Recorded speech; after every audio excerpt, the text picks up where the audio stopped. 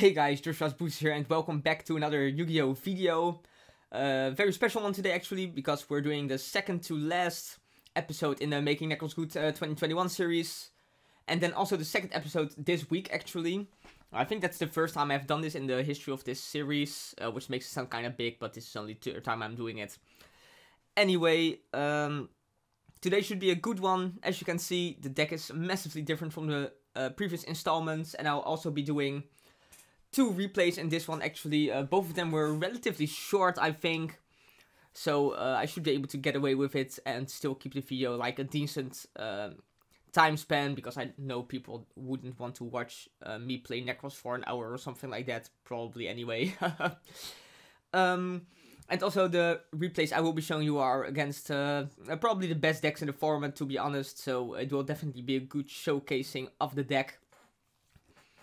But yeah, let's just dive right into the list. I've been listening to what you guys have been saying on Facebook and in the comments. The Drytron build might just not have been the best option, and I'm back to something more of a, I would say, a traditional build, as far as something like that exists in the year 2021 for this deck, of course.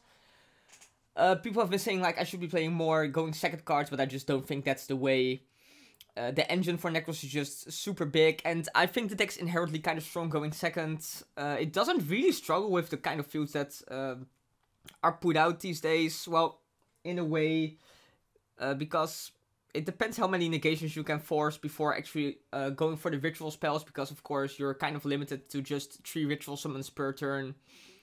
But if your opponent uses their negates before that, you should be fine depending on the hand. But yeah, let's just dive into the list. So I will be talking about this one a little bit later. I am playing the incantation package. I did actually steal this ratio from the guy that topped with the deck in, I think it was 2018 or 2019, like whatever, in the Striker Thunder Dragon format, basically. These cards are basically what I took out. I took out the Drytrons and put in those. They serve the same function, except these cards don't force you to go minus, while these cards are a little bit more awkward to draw sometimes, because you need to draw like certain ones to be good, and you also kind of don't want to draw certain ones, because if you activate a hand effect, you can use this on-field effect, like when it's summoned from the deck and stuff, which is a little bit awkward. So this one is the one that adds a ritual spell from the graveyard to the hand. This one adds a ritual spell from the deck to the hand. This one adds a ritual monster from the graveyard to the hand. And then this one adds a ritual monster from your deck to your hand. So this one is the best one to summon from the deck, basically. And then I'm playing the one Chalice Slime. Maybe I should be playing more of this. The guy that topped with it, I'm sorry, I'm forgetting his name, but he played 3 of this, but that seemed a little bit excessive. It also, this is like one of the cards that also makes you go minus, so in a way it's a little bit like the Drytrons, which is a bit weird. But yeah, I decided to not play the ritual spell for the incantations, although maybe I should. I might try that in the last installment of the video actually. But for now it is not in the list, just because without this card I feel it's kind of bricky. But yeah, then I am playing still the 1 Manju. I wish I could play 3 just because this card is so good, but I was kind of hoping I just have enough consistency without all the Manjus, and that way I still just would prefer to keep my normal summon for the Vanity Ruler. And then this is also searchable by Ben 10, so yeah, just one of this. Then I'm down to 2 Shurit. The Vanity Ruler, the Ben 10 is still just the same, because the combo is, with the incantations is kind of the same as with the Drytrons. Then the ritual, or not the rituals, but the Nekroz ratio is also just the same, because I just liked the ratio. Then the ritual spells are also just the same. Still playing Extravagance over Prosperity. I know people say Prosperity is better in this deck, but I really don't think so. I mean, Prosperity gets you 1 card, this gets you 2 cards. I shouldn't have to explain too much about that, and also most of the cards in your extra deck are not actually that important, and the important ones you're just playing 3 of, so it is whatever. Then of course 3 preparations and the Rota. So what I did add in is actually the Nadir Servant package with the Maximus. So no Ecclesia here, but just Maximus. Ecclesia actually doesn't synergize with the deck at all. Like, you don't want to be searching the trap card, I think anyway.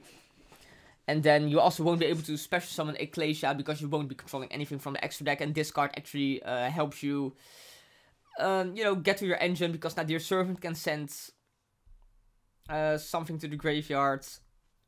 And then this can send like Herald and Untus or something like that. But yeah.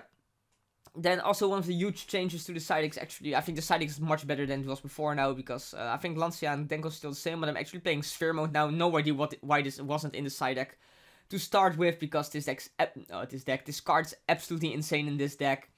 Dragon Link can do like the entire combo, and then if you just draw this or the Dark Ruler no more, you should probably be fine, because the Tiding really doesn't interact with your deck that much. Shouldn't be that much of a problem. And then still on Cyclone and Feather Duster.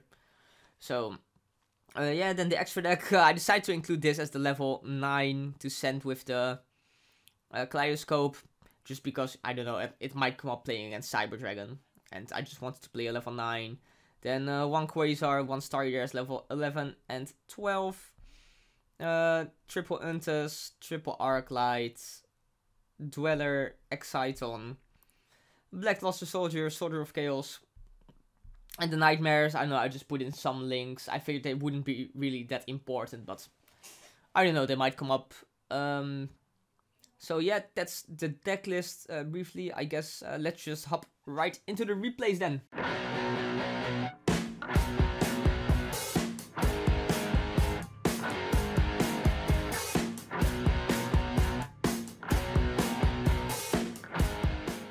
So the first replay here, I won the rock, paper, scissors. So that means I will be going first. So as you can see, this hand is quite strong. We have the Cheddar Slime to get us any incantation we want. We have Penaplume, which means if we activate this, we won't be able to get a ritual spell from graveyard, but this is actually one of the better ones to draw because of that. And then we have Bryonic and Preparation, so quite a good hand. I'm gonna start with Bryo just to see what my opponent does, basically, since I do have access to double the incantations to add whatever I might need. I'm gonna add Unicorn with this. Then I'm gonna go what's called Pensaplume, and he's actually gonna up to Gamma here, so that's fine. Then I'm gonna go for Cheddar Slime, pinching the Gungnir, since I think I won't be needing it, and potentially if I do need it, I might be able to summon it back with Cycle. Gonna bring out the Candle, which of course, when it is summoned, will allow me to add a ritual spell for my deck, and you will probably guess what it is. It's gonna be Kaleidoscope to combo with the Unicorn.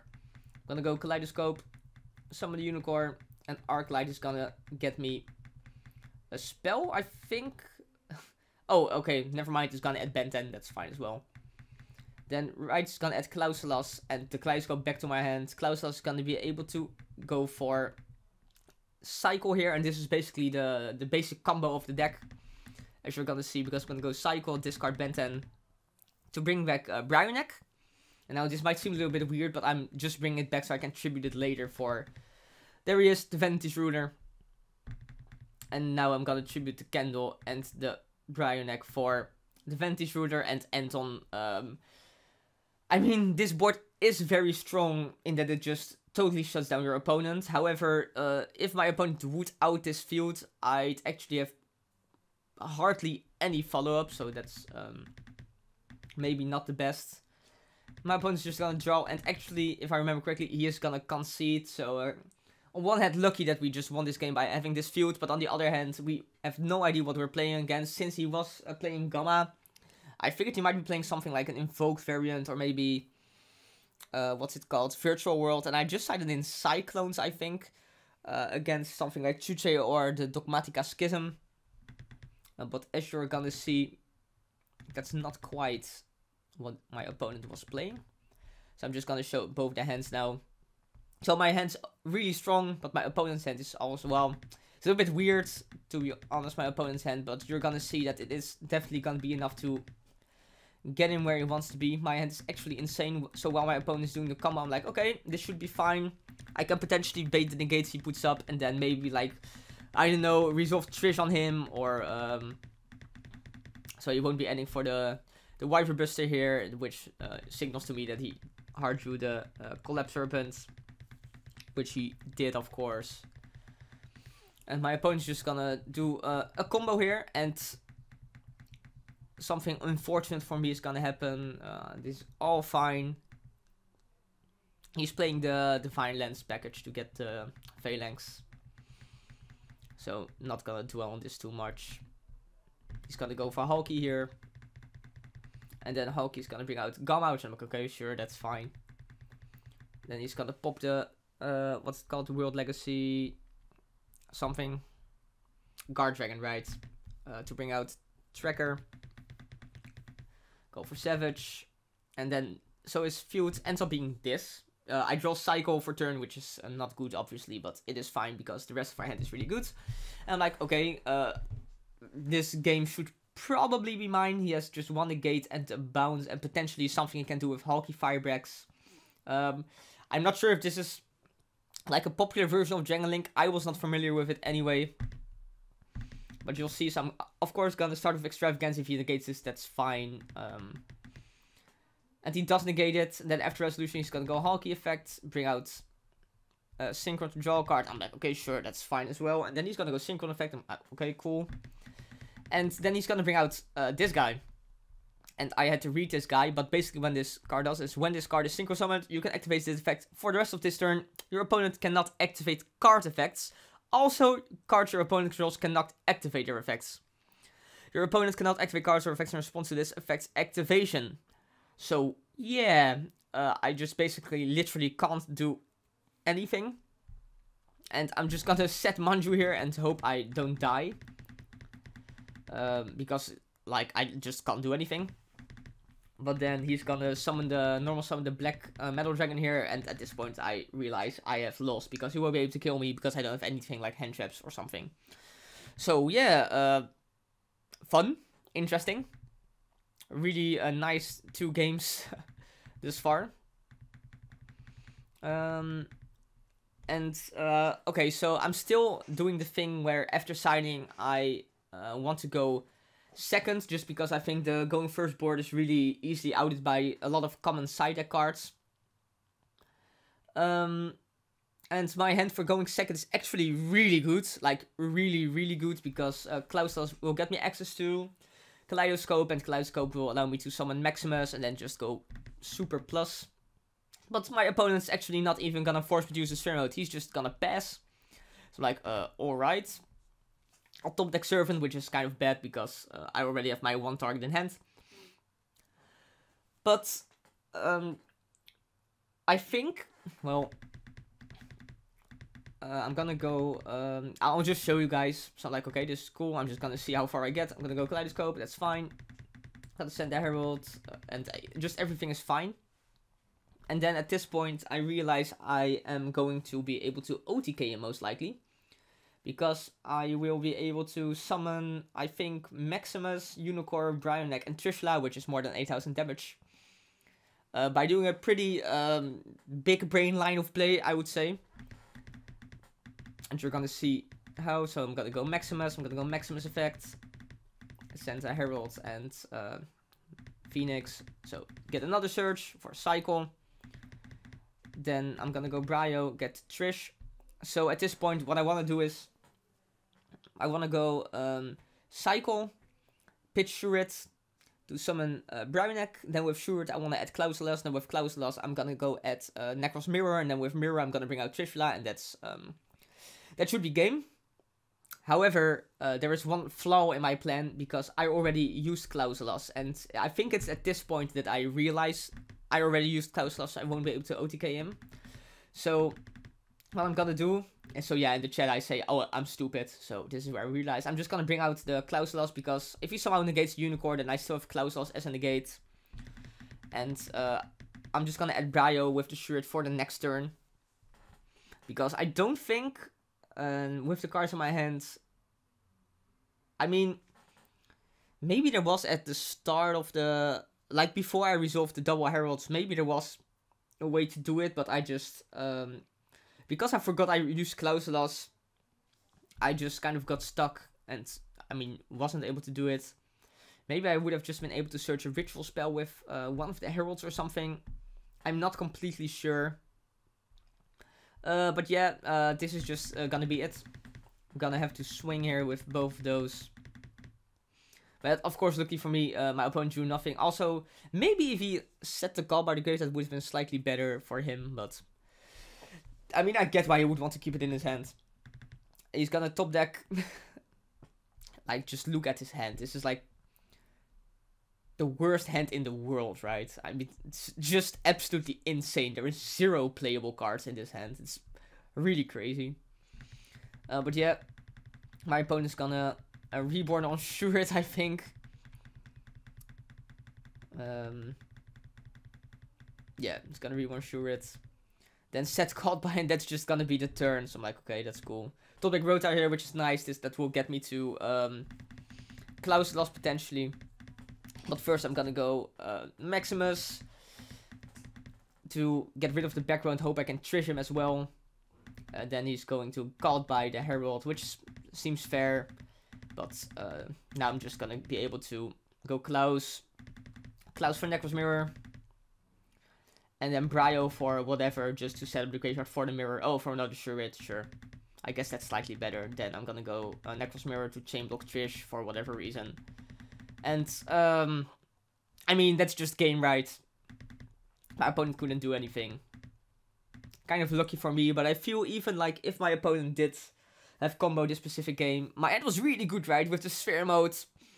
So I feel like I might have taken this game anyway, but of course, with him breaking this, that was a lot easier to win. So yeah, that's gonna be the first game.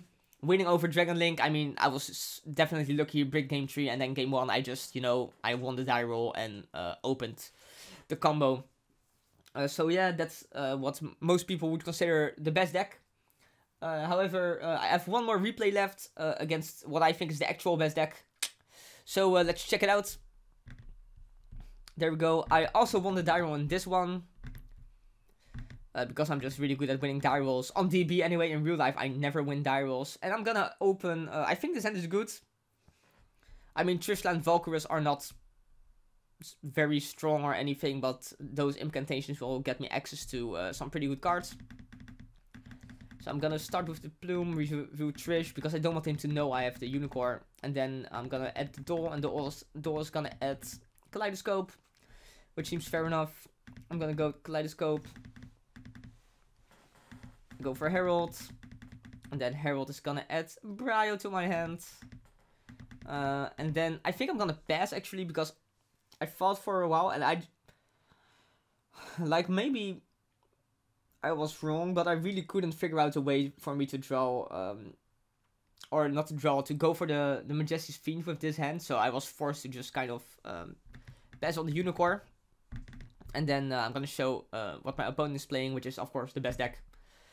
It is actually Phantom Knight, and my opponent's hand is really good. So he top decked Ash, I think. He's playing Sword, so I think he's going for some kind of Appaloosa combo, which is cool, because this boots for 800, so it gives like an additional negate. And then what's just, well, you're gonna see what's gonna happen, but he's just gonna be able to play. I'm gonna hit the no-ko from his hand, which I thought was good, but in hindsight, looking at the replay, it would have probably been better for me if I discarded another card from his hand, because the called by is gonna be a huge problem. Actually, he's just gonna do go for like some kind of combo. What I think is interesting is he's not gonna try to run over the Unicorn. Which we're gonna see. Oh no, right, he's gonna do something different. Never mind. So yeah. He's just gonna swing over my incantations, which, I mean, is fine. I could have Valked, but I don't think there's really a reason for me to keep the incantation on field. Then he's gonna go for Break Sword, which is fine, to make sure his Phantom Knights don't get banished. And then he's actually gonna link into the Goddess here, so, which requires 5 monsters, and if you do, you can link one of your opponent's monsters as well. So, pretty sick out for the Unicorn. And then he's gonna set 2, and he's gonna add a Fogblade with the boots as well. And at this point, if I just had to play through like 1 or 2 Fogblades, I feel I would have been fine. But just because he drew so many non-engine interruptions in like the Call by the Grave and the Ash as well, I thought that Prep, which is really good, of course. I'm just gonna try to go for the. Maybe I shouldn't have done this and prep instead to get the Kaleidoscope back to my hand. But you're gonna see it's not gonna matter too much because he's gonna be able to call by my Brio. I mean, would it have meant? I'm just not sure if it would have mattered. I don't think I could have brought out the Trishula anyway because he would have ashed my Herald. Gonna go Incantation here. He's gonna ash that. That's just fine. But just at this point, like, there's just nothing to do, right? I could go... Well, I guess that's the thing where... if I just didn't go for the banish the ritual spell from the graveyard, I could have gone prep for Unicorn here, add back the Kaleidoscope, go Kaleidoscope, summon Unicorn, Herald effect, add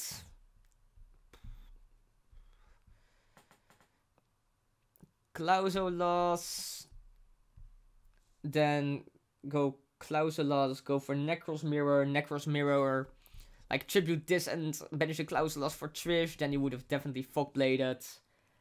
Then he could have also Fogbladed my Unicorn, and then his grave's just stacked, right? He has Ragged Gloves and Thornskill, so then he probably could have just OTK'd me on the next turn.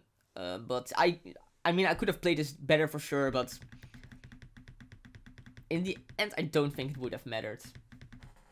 So, yeah, but I mean, it's fine, right? Phantom Knight is just the best deck in the game, so losing to it is absolutely fine. I'm gonna make him go first, of course. And he's gonna open, like a little bit of a weird hand. Tour Guides, and then like a bunch of normal summons, and then Droplet. And he's actually gonna go for a Tour Guide summon here, which I definitely think is incorrect. Because if you open Thornskill along with Ragged Gloves or Ancient Cloak, literally doesn't matter. That will allow you to play through more hand traps, actually, than...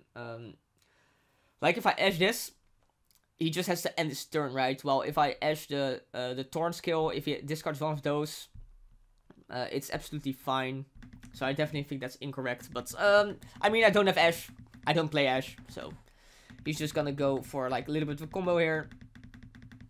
By the way, let's go for my hands. Unicorn, Trishula, Lancia, Gungnir. So, absolutely, literally unplayable. Nice. Yeah, just gonna go for the... For this, then I'm not gonna Lancia here. I'm just gonna Lancia when he also sends a Thornskill, not just when he sends a Cloak, because I know he's gonna send Thornskill anyway to do the combo, and then this way I force him to commit to more plays, right? And potentially if I did it on the Cloak, he would have gone for Shade Brigandine if he's playing that, and then go Shade Brigandine, Link Spider, link this into Virtua Anaconda, and that would be stronger than just the one Fogblade. He's gonna set Droplets, I'm gonna draw, and I'm gonna draw Dogmatica Maximus. So, you know, if this was Nadir's Servant, I might have been able to play this game, but it is most definitely not Nadir's Servant, it's Maximus. And I'm just gonna concede here, because, of course, I can Lancia on the next turn, but it's just not gonna matter. He's just gonna be able to set up so much advantage and disruption. He might even be able to go for game, to be honest, through the Lancia.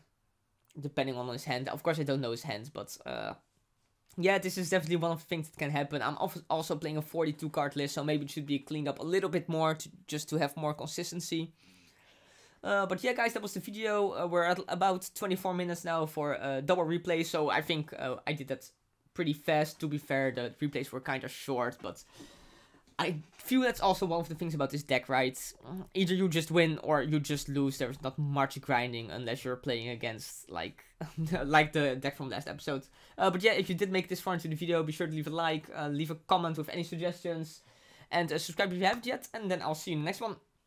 Bye!